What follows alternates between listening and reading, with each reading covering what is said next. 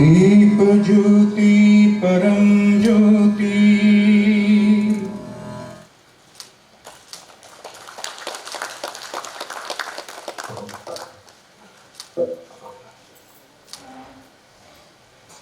प्रज्ञा प्रवाहर राष्ट्रीय कन्वेनर श्री नंद कुमार जी आमार मजत उपस्थित अहोम सरकाৰৰ सांस्कृतिक परिक्रमा और विभिन्न विभागर मंत्रीर दायित्व पालन करा श्री विमल बरा डांगरिया उपस्थित सुधीबृंद आई मातृसकल और युवक युवती बंधु बान्धवीसकल आजिर এই অনুষ্ঠানটোৰ প্ৰয়োজনীয়তা আৰু ইয়াৰ সাৰমৰ্মৰ বিষয়ে ইতিমধ্যে মোৰ পূৰ্বৱৰ্তী বক্তাসকলে উল্লেখ কৰিছে। লোকমন্থন 2022 অসমত অনুষ্ঠিত হ'ব আৰু ফেব্ৰুৱাৰী মাহৰ 18, 19, 20 এই তিনিওটা দিন ইতিমধ্যে লোকমন্থনৰ তৰফৰ পৰা এই অনুষ্ঠানটিৰ বাবে প্ৰস্তাৱ কৰা হৈছে। আজিৰ এই অনুষ্ঠানতে লোকমন্থনৰ এই যি অনুষ্ঠান প্ৰজ্ঞা প্ৰবাহৰ অধীনত বা তেওঁলোকৰ উদ্যোগত যি পালন কৰা হ'ব তাৰ বাবে এখন শক্তিশালী ৰিসেপশন কমিটি বা অৰ্গেনাইজিং কমিটিৰো ইয়াতে প্ৰস্তাৱ কৰা হৈছে। মই ভাবো যে আমাৰ যিসকলে দায়িত্ব পাইছে বা যিসকলৰ ওপৰত এই অনুষ্ঠানটি সুন্দৰভাৱে পালন কৰাৰ দায়িত্ব অৰ্পণ কৰা হৈছে তেওঁলোকে নিশ্চয় নিজ নিজ দায়িত্ব পালন কৰিব আৰু খুব সোনকালে সকলোৱে এবাৰ বহি নিজৰ নিজৰ দায়িত্বসমূহ তেওঁলোকে বুজি ল'ব আৰু এখন অত্যন্ত সুন্দৰ অনুষ্ঠান এটা যাতে গুৱাহাটীত হৈ যায় তাৰ বাবে নিজৰ দায়িত্ব নিষ্ঠা সহকাৰে পালন কৰিব। ইতিমধ্যে মধ্যপ্ৰদেশ আৰু ঝাৰখণ্ডত এই লোকমন্থনৰ দুটা কাৰ্যসূচী অনুষ্ঠিত হৈ গৈছে। নন্দ কুমাৰজী আমাক ইতিমধ্যে কৈছে যে প্ৰথমখন যি লোকমন্থন অনুষ্ঠিত হৈছিল তাৰ থিমটো আছিল ডিকলনাইজিং ইণ্ডিয়া, অৰ্থাৎ আমাৰ মনত এতিয়াও যদিও আমি ঔপনিবেশিক শাসনৰ পৰা মুক্ত হৈছিলোঁ in real sense of terms এটা ধাৰণা আছে যে এতিয়াও সাংস্কৃতিক শৈক্ষিক আন বহু দিশত আমি এতিয়াও যিটো কলনিয়েল বিলিফ আছিল তাক আমি এতিয়াও জানি বা নাজানি আমাৰ জীৱনৰ লগত তাক আমি আগবঢ়াই লৈ গৈছোঁ। প্ৰথমখন লোকমন্থন ডিকলনাইজেশ্যন অৰ ডিকলনাইজিং ইণ্ডিয়াৰ ওপৰত হোৱাৰ পিছত দ্বিতীয়খন ভাৰত বোধ যাক আমি ৰাষ্ট্ৰীয়তাবাদ নেশ্যনেলিজিম অৰ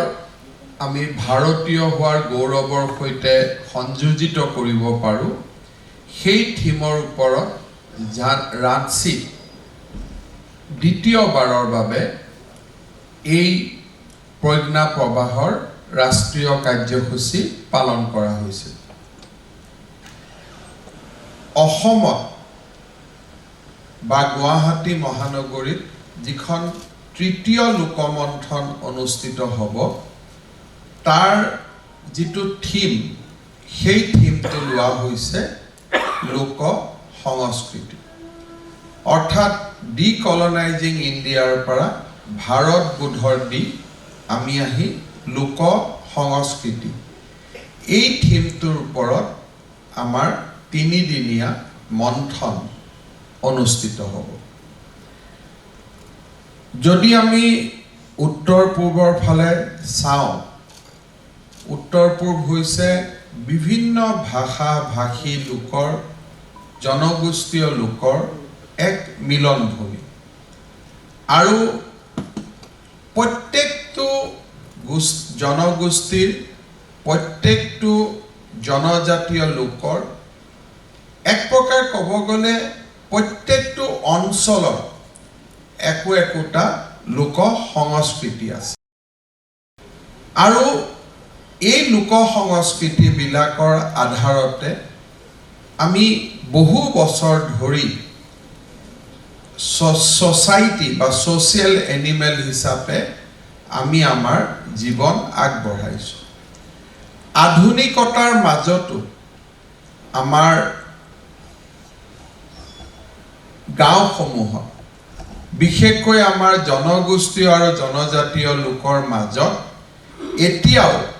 লোক সংস্কৃতিক প্ৰাধান্য দিয়া হয়। আৰু লোক সংস্কৃতিয়েই আমাৰ জীৱনৰ বোৱতী খুঁটিটোক নিয়ন্ত্ৰণ কৰে। যেতিয়া আমি লোক সংস্কৃতি বুলি কওঁ, তাত আমাৰ বিলিফ ছিষ্টেম আহিব যে আমি কি পৰম্পৰাগতভাৱে আমি কি বিশ্বাস কৰিছিলোঁ। যেতিয়া বিশ্বাস আহিব, সেই বিশ্বাস বহু ধৰণৰ। বেমাৰ হ'লে আমি কোনটো ঔষধ খাম,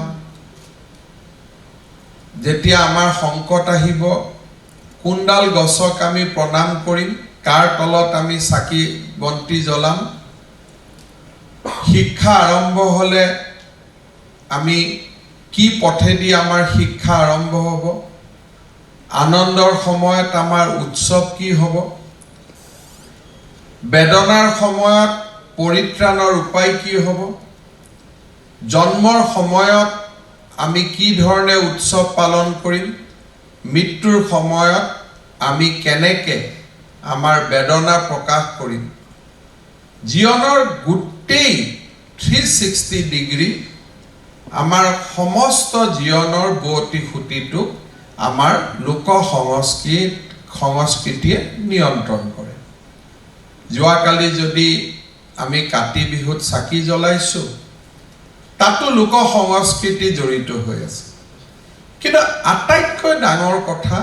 যে আমাৰ লোক সংস্কৃতিবিলাক কোনোবা নহয় কোনোবা বৈজ্ঞানিক ভেটিৰ ওপৰত নিৰ্মিত হৈছে। কাৰণ মানুহে তাৰ ফল পাইছে। আজি ৫,০০০ বছৰ ৬,০০০ বছৰ যদি এটা সভ্যতা জীয়াই আছে, এই ৫,০০০ ৬,০০০ বছৰৰ সভ্যতা আমি এই কাৰণে জীয়াই থকা নাই যে ভাৰতত কেতিয়াবা ব্ৰিটিছে শাসন কৰিছিল। আমি এই কাৰণে জীয়াই থকা নাই যে আমাৰ শিক্ষা, আমাৰ সভ্যতা কোনোবা দেশৰ পৰা অহা মানুহে আমাক শিকাই থৈ গৈছিল। আমি এই কাৰণে জীয়াই আছিলোঁ যে আমাৰ পূৰ্বজসকলে, যিসকল গুণী জ্ঞানী ব্যক্তি আছিল, তেওঁলোকে একোটা লোক সংস্কৃতিৰ প্ৰবাহ আমাৰ কাৰণে থৈ গৈছিল, যাৰ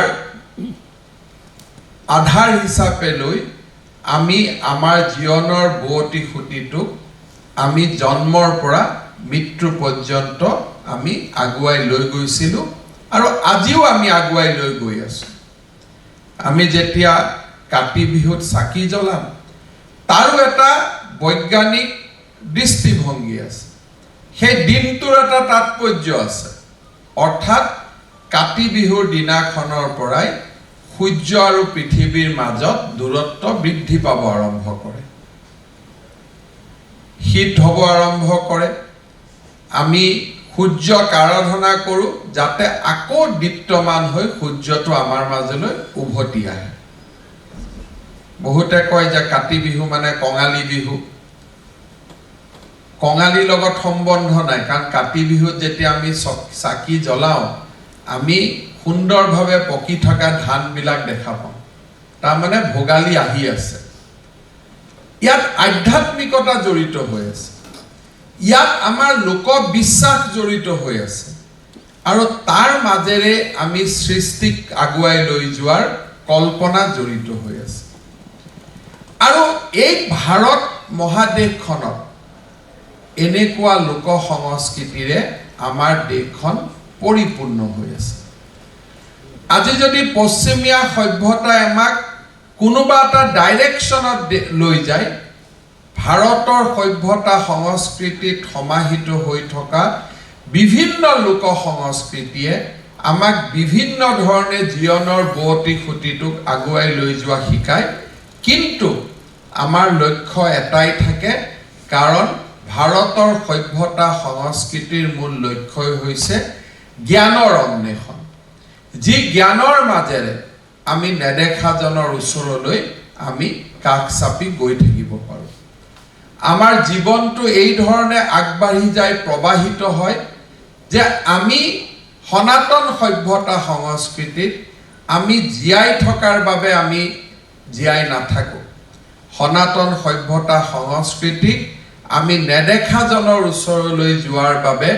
আমাৰ যিটো টেকনিক কৌশল জ্ঞান প্ৰজ্ঞাৰ আহৰণ তাৰ বাবে আমি আগবাঢ়ি যাওঁ আৰু লোক সংস্কৃতিয়ে আমাক তাৰ মাৰ্গদৰ্শন কৰে আৰু যেতিয়া অসমৰ পৰিপ্ৰেক্ষিতত ইমানটা জনগোষ্ঠীৰ লোক সংস্কৃতি আমাৰ জড়িত হৈ আছে আমি তাক যেতিয়া একেলগে তাৰ বিষয়ে কথা পাতিম তাৰ বৈজ্ঞানিক ভেলুবিলাক আমি বিচাৰিব যাম কিমান ধৰণৰ ঔষধ আছে ডায়েবেটিছ হলে মিচিঙে কিবা এটা বেলেগ শাক বা বেলেগ দ্ৰব্য এটা ব্যৱহাৰ কৰিছে আকৌ বড়োৱে বেলেগ দ্ৰব্য এটা ব্যৱহাৰ কৰিছে কোনোবা আমাৰ আকৌ লোক সংস্কৃতিত জন্মাৰ লগে লগে আমি আপং খাজ অকণমান মুখত দি ডাঙৰ কৰিছোঁ কিন্তু সেই আপং আৰু খাজত যদি কোনোবাই আজিৰ মদৰ লগত তুলনা কৰে ইএনএ বেছ এলকহল সেইটো নহয় তাৰ মাজত বহুত পাৰ্থক্য আছে তাৰ মাজত বহুখিনি পাৰ্থক্য আছে আৰু যেতিয়া আমি লোক সংস্কৃতিৰ বিষয়ে আমি বিচাৰ কৰিম তেতিয়া তাৰ মহত্বসমূহ তাৰ ভিতৰত লুকাই থকা বৈজ্ঞানিক ভিত্তিসমূহ তাকো আমি আলোচনা কৰিব পাৰিম সেইকাৰণে মই ভাবোঁ যে ফেব্ৰুৱাৰী মাহত আমি যি লোকমন্থনৰ এক নতুন মন্থন আমি গুৱাহাটীত আৰম্ভ কৰিম তাৰ জৰিয়তে আমি বহুত নতুন নতুন জ্ঞান আমি আহৰণ কৰিব পাৰিম অসম চৰকাৰে আমি বিশ্বাস কৰোঁ যে আমাৰ যি সত্তা লোক সংস্কৃতিত লুকাই আছে সেই সত্তাক আমি সংৰক্ষণ কৰিব লাগে যোৱা কেইবাটাও দশকত এই লোক সংস্কৃতিৰ ওপৰত বাৰম্বাৰ আক্ৰমণ হৈছে আমাক আহি কেনেকৈ আৰাধনা কৰিব লাগে কেনেকৈ আমি ভগৱানক পাব লাগে আমাক শিকাবলৈ যত্ন কৰা হ'ল 5000 বছৰ ধৰি আমি জানিছিলোঁ কিন্তু আমাক কোনোবা আহি ক'লে নহয় তোমালোকে যিমান জানিছিলা ভুল এতিয়া আমাৰ মতে জানা তেওঁলোকে আৰম্ভ কৰিলে লাহে লাহে তেওঁলোকে বুজিলে যে বৰগীত নহলে মানুহক বুজাব দিগদাৰ গতিকে তেওঁলোকৰ যিখিনি ধৰ্মৰ কথা তাকো বৰগীতেৰে উপস্থাপন কৰিব আৰম্ভ কৰিলে লাহে লাহে তেওঁলোকে বুজিলে যে যেতিয়া আমি ঈশ্বৰক বন্দনা কৰিম অৰ্চনা কৰিম আমাৰ পুৰণা সংস্কৃত ভাষাৰ স্তোত্ৰৰ যিবিলাক ৰাগ বা তাৰ যিবিলাক উচ্চাৰণৰ ভংগী সেই ধৰণে আমি আৰম্ভ কৰিব লাগিব আপোনালোকে যদি দেখে যে যিসকলে আমাক শিকাব আহিছিল তেওঁলোকে আমাকে এতিয়া শ্ৰেষ্ঠত্ব প্ৰদান কৰিব আৰম্ভ কৰিছে কেইদিনমান আগতে মৰাণত এজন আমি ডক্টৰক বিভিন্ন কাৰণত আমি চৰকাৰৰ অতিথি কৰিবলগীয়া হৈছিল কিন্তু তেওঁ যিটো মানুহক কথা বতৰা শিকাইছিল কেনেকৈ শিকাইছিল যে অসমৰ নাম ধৰ্মক ভিত্তি কৰিহে তেওঁ আমাক শিকাব যত্ন কৰিছিল তাৰ মানে এটা কথা ঠিক যে মানুহৰ যদি কোনোবাই ভিতৰত অন্তৰত টুকৰ মাৰিব খোজে তাৰ আধাৰ লোক সংস্কৃতি হ'ব লাগিব ব্ৰিটিছ আৰু আমেৰিকাৰ পৰা অনা শব্দৰে গঠনৰে ভাৱ ভংগীৰে আমাক সেই শিক্ষা দিয়াটো সম্ভৱ নহয় ইয়াত এডপশন হৈছে আমাক শিকাব অহা মানুহসকলে নিজক এডপশন কৰিছে আৰু ইয়াত আহি পেলাই মানুহে আমাক শিকাই আছে যিবিলাক কথা আমাক শিকাইছে সেইবিলাক কথা 5000 বছৰৰ পৰা আমি মানুহক শিকাই আছিল আমাক শিকাব অহা মানুহে এতিয়া আমাৰ পৰা শিকিব আৰম্ভ কৰিছে তেওঁলোকে চিন্তা কৰিছে যে বুঢ়া বয়সত দেউতাক মাকক কেনেকৈ ৰাখিব পৰা যায় তেওঁলোকে চিন্তা কৰিছে আৰে আজি আমাৰ সমাজখনটো উশৃংখল হৈ গ'ল যিসকলে আমাক শৃংখলতাৰ শিক্ষা দিব আহিছিল তেওঁলোকে এতিয়া ভাৰতীয় ভেলু লৈ গৈ পেলাই তেওঁলোকৰ সমাজবিলাকক শুদ্ধ কৰাৰ কামত লাগিব আৰম্ভ কৰিছে ভাৰতৰ সভ্যতা সংস্কৃতি এক বৌতি খুঁটি বহু লোক সংস্কৃতিৰ সমাহাৰেৰে ভাৰত নামৰ সত্তাটোৱে প্ৰাণ পাইছে আজি কেইদিনমান আগতে আমি মহাপুৰুষ শ্ৰীমন্ত শংকৰদেৱৰ আবিৰ্ভাৱ তিথি পালন কৰিলোঁ এটা কথা বাৰে বাৰে মোৰ মনত চিন্তাৰ উন্মেষ ঘটায় বহুতে আমাক কৈছিলে যে নহয় আপোনালোকে যদি চাই আলফাৰ পৰা আৰম্ভ কৰি উত্তৰ পূৰ্বত সক্ৰিয় বিভিন্ন সন্ত্ৰাসবাদ বা বিভিন্ন ধৰণে নিজকে বিপ্লৱৰ সৈতে জড়িত থকা যিমান সংগঠন আছে তেওঁলোকে আমাক কয় যে 1826 চনত ইয়াণ্ডাবু সন্ধিৰ পিছতহে আমি ভাৰতৰ অধীনলৈ গ'লো ভাল কথা আমাৰ বহুতে কমিউনিষ্টসকলে আমাক এইটো কথা বুজাব চেষ্টা কৰে আল্ট্ৰা ৰিজনেলিষ্টসকলে আমাক এইটো কথা বুজাব চেষ্টা কৰে কিন্তু আমাৰ প্ৰশ্ন যে 1826তহে যদি আমি ভাৰতবৰ্ষৰ লগত চিন্তা হলো চিনাক্তকৰণ হ'ল জানিলো বুজিলো 1500 শতিকাত মহাপুৰুষ শ্ৰীমন্ত শংকৰদেৱে কৈ যোৱা ভাৰত কোনখন আছে সেই ভাৰতৰ অস্তিত্ব 1500 শতিকাতে মহাপুৰুষ শ্ৰীমন্ত শংকৰদেৱে ক'ত পালে মহাপুৰুষ শ্ৰীমন্ত শংকৰদেৱে কোনখন ভাৰতৰ কথা ক'লে যে যিখন ভাৰতেদি মুক্তিৰ দুৱাৰ নিশ্চিত হয় আমাক কিন্তু কলেজত পঢ়ি থাকোতে স্কুলত পঢ়ি থাকোতে আমাক শিকোৱা হৈছিল যে আমি কিন্তু ব্ৰিটিছৰ পৰাহে 1826ত ভাৰত গলো ভাৰততো আমি 1826তে যাব লাগিব আচলতে 1826তো না ভাৰতত যদি কোনোবাই যাব লাগে তে 1947 চনৰ 15 আগষ্টতে যাব লাগিব কাৰণ ৰাজনৈতিক ভাৰতখন 1947 হৈছে তাৰ আগতে ৰাজনৈতিকভাৱে আমি কোনোবা আহোম ৰজাত আছে কোনোবা চুতীয়া ৰাজত্বত আছে কোনোবা কোচ ৰজাত আছে তেতিয়াতো অসমখনো নাছিলে তেতিয়াতো বিহাৰো নাছিলে তেতিয়াতো ইউপিও নাছিলে তেতিয়া অসম বুলি যিসকলে কয় যে অসমৰ স্বাধীনতাৰ সূৰ্য অস্তমিত হ'ল কোনখন অসম 1826ততো ৰাজনৈতিকভাৱে কোনো অসম নাছিলে নৰনাৰায়ণ কোচ ৰজা চুতীয়া জয়ন্তীয়া গাৰো নগা সকলোৱে নিজৰ নিজৰ ৰাজত্ব পাতিছিল গতিকে ভাৰতবৰ্ষত ৰাজনৈতিক ভাৰততকৈও সাংস্কৃতিক ভাৰত সভ্যতাৰ ভাৰতখন আমাৰ সৃষ্টিৰ আৰম্ভণিৰ পৰাই আছে আৰু সেইখন আমাৰ শেষলৈকে থাকিব সৃষ্টিৰ শেষ মুহূৰ্তলৈকে থাকিব আৰু যেতিয়া কোনোবাই কয় যে ভাৰতৰ কথা যেতিয়া ক'ব যায় বহুতে আৰম্ভ কৰে 1947 চনৰ 15 আগষ্টৰ পৰা লেফ্ট সকলে ভাৰতৰ কথা কয় 47ৰ 15 আগষ্টৰ পৰা যে সংবিধানে ধৰ্ম নিৰপেক্ষ কৰি গ'ল আমাৰ সংবিধানত সেকুলাৰিজম লিখা আছে সব লিখা আছে ভাল কথা লিখাটো আছে কিন্তু সেকুলাৰিজম লিখিব কেনেকৈ পালে ধৰ্ম নিৰপেক্ষ লিখিব কেনেকৈ পালে সবটো হিন্দু মানুহে বহি আছিল কনস্টিটিউয়েন্ট এছেম্বলি আমি হিন্দু দেশ বুলি নকৈ আমি ধৰ্ম নিৰপেক্ষ দেশ বুলি কিয় কলো তাকো যদি আমি চাব যাওঁ আমি এই কাৰণে কলো যে 5000 বছৰৰ পৰা আমি শিকি আহিছো যে ভাৰতে জগতৰ উন্নয়নৰ কাৰণে চিন্তা কৰে আমাৰ সভ্যতা সংস্কৃতি আমাক শিকাইছিল কাৰণে হিন্দু মানুহে হিন্দু ৰাষ্ট্ৰ নিৰ্মাণ নকৰি ধৰ্ম নিৰপেক্ষ ৰাষ্ট্ৰ নিৰ্মাণ কৰিছে আৰু তাৰ কাৰণে সাহস লাগে আমি যদি আজি এই গোটেই অসমীয়া মানুহবিলাকে বহি যদি সুবিধা পাওঁ অসমীয়া ৰাজ্য এখন যদি নকৰি আমি বেলেগ এখন ৰাজ্য কৰিব লাগে তাৰ কাৰণে আমাক সাহস নালাগিব জানো হিন্দু মানুহে সংবিধানত বহি যেতিয়া হিন্দু ৰাষ্ট্ৰ নিৰ্মাণ নকৰি ধৰ্ম নিৰপেক্ষ ৰাষ্ট্ৰ কৰিলে সেয়া কোনো লেফটৰ প্ৰভাৱৰ কাৰণে নহয় বাওপন্থীৰ প্ৰভাৱৰ কাৰণে নহয় সেয়া সনাতন হিন্দুৰ দৰ্শন আৰু সনাতন সভ্যতাৰ প্ৰভাৱৰ কাৰণে অৰ্থাৎ আমাৰ সংবিধানেও কি স্বীকৃতি দিয়ে আমাৰ চিভিলাইজেশ্যনেল ভ্যালুসমূহক স্বীকৃতি দিয়ে আজি বহু ধৰণৰ কথা কিহৰ কাৰণে আমি এই লোকমন্থনৰ দৰে অনুষ্ঠানৰ লগত জড়িত হ'ব লাগে কেইদিনমান আগতে গৰুখুটিত উচ্ছেদ হ'ল কিয় উচ্ছেদ কৰিব লাগে কিয় হ'ব লাগে তাৰ বিষয়ে বহুতখিনি কথা আমি ক'ব পাৰোঁ কৈ থাকিব পাৰোঁ ঠিক আছে কাৰোবাৰ কাৰণে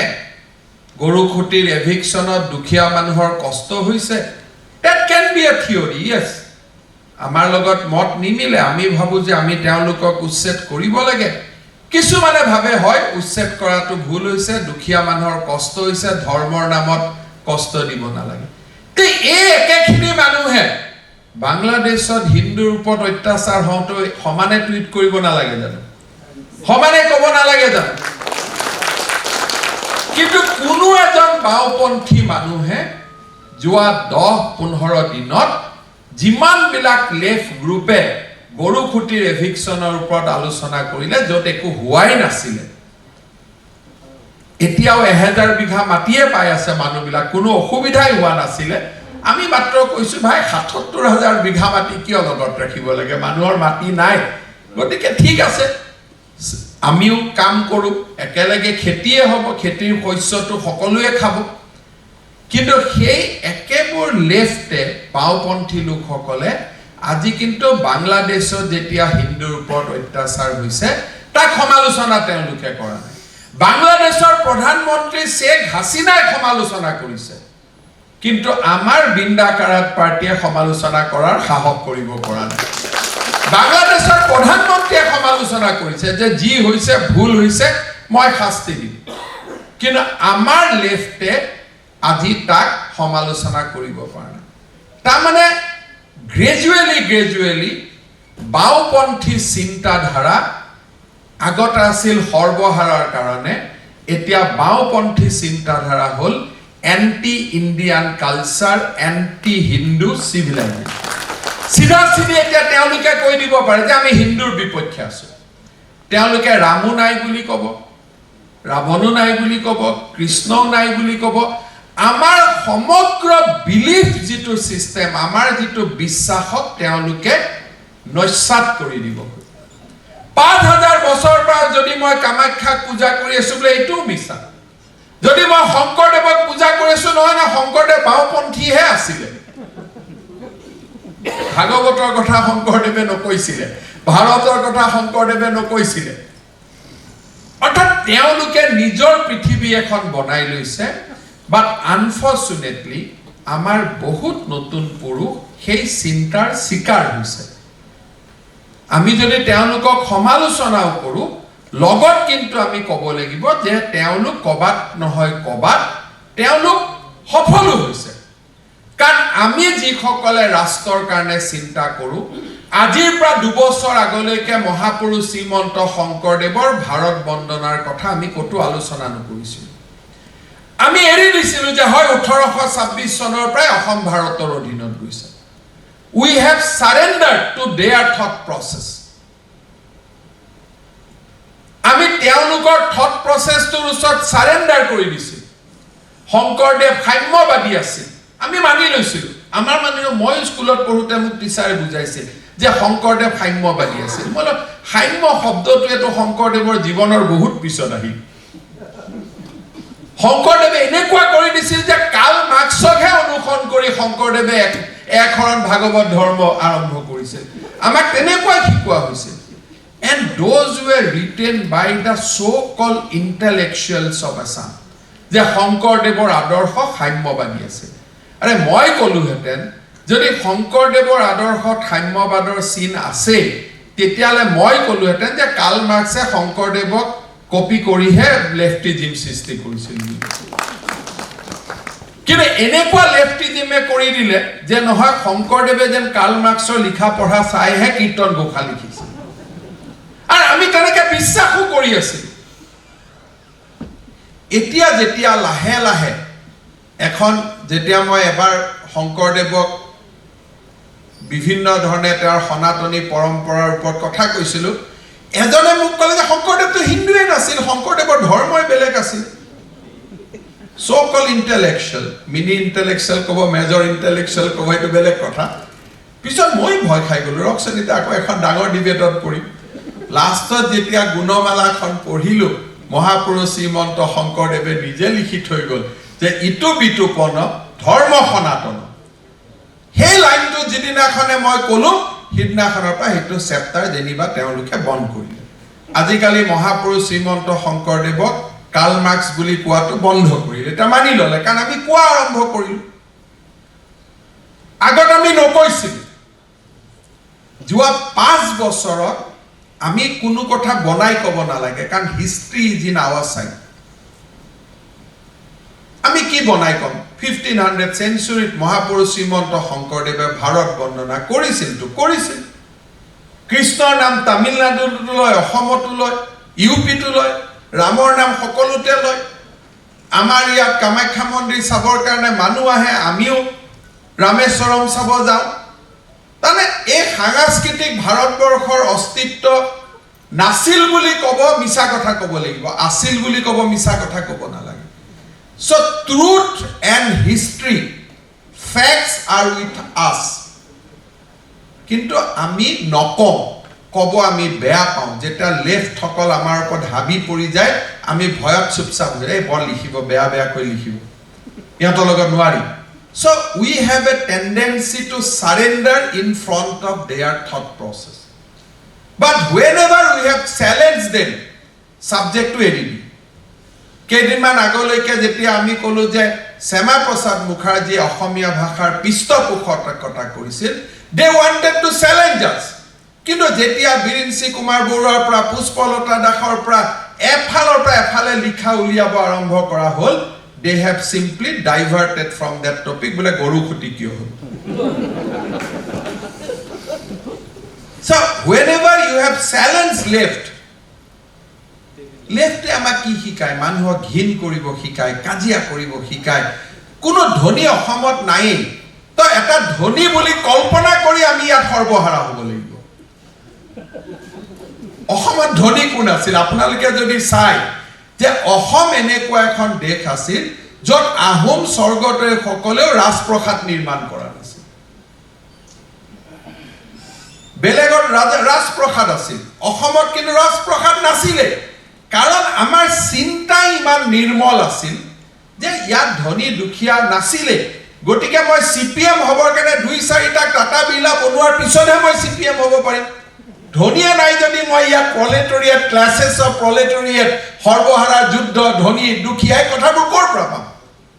কাৰণ সনাতন ধৰ্ম আৰু আমাৰ লোক সংস্কৃতিয়ে আমাৰ সমাজখনক সমানভাৱে নিৰ্মাণ কৰিছে আজি ট্ৰাইবেলত ধনী দুখীয়া নাই যদি আটাইতকৈ ধনী মানুহজনেও গাঁৱৰ বৃদ্ধ ব্যক্তিজনক সন্মান কৰিবই লাগিব বুঢ়া মানুহৰ জ্যেষ্ঠজনৰ তাত প্ৰভাৱ আছে irrespective of their economic status so সেইকাৰণে আপুনি যদি সিপিএম হ'ব লাগে গুটে ৰাতি মনে মনে কাবাক ধনী সজাই ল'ব লাগিব সেকেন্ড আপুনি গুটে ৰাতি ভাবিব লাগিব এই ধনী ইবু শোষণ কৰিছে সেকেন্ড টাইম কনভিন্স কৰিব লাগিব তাৰ পিছত আপুনি কনভিন্স কৰিব লাগিব যদি মোক শোষণ কৰিছে গতিকে মই তেওঁক এটা আক্ৰমণ কৰিব গৈতো কাকো দেখাই নাপাওঁ কোনোতো নাই গতিকে আৰু লাল সালাম বুলি পতকালে দৌৰি থাকক আৰু মানুহতো নাই গতিকে they will create a artificial conflict they will give you artificial solution and they will create a illusion so that is where the summation of left philosophy now unfortunately on our part that we do not challenge them আমি ভাল নাপাওঁ আমি নিলিখো আজি এই হলত কিমান মানুহে লিখিব পাৰে কিন্তু উই do not right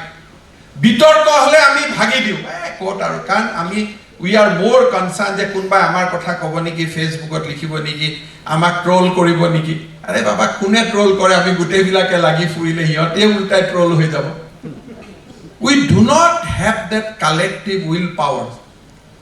to defeat them intellectually মই ভাবো এই যেতিয়া লোকমন্থনৰ দৰে কাৰ্য কাম কাজ ইয়াত হ'ব will develop our logical mind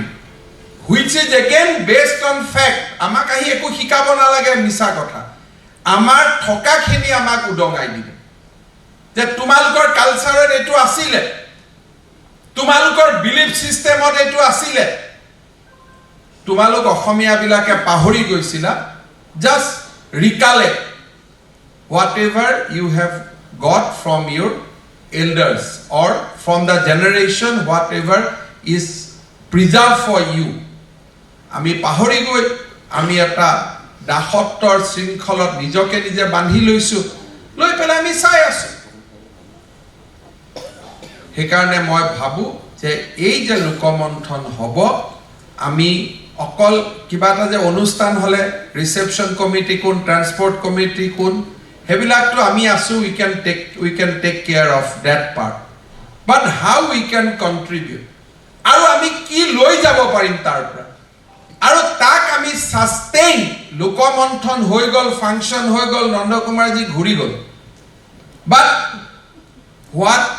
will be left for us সেইখিনি কেনেকে আমি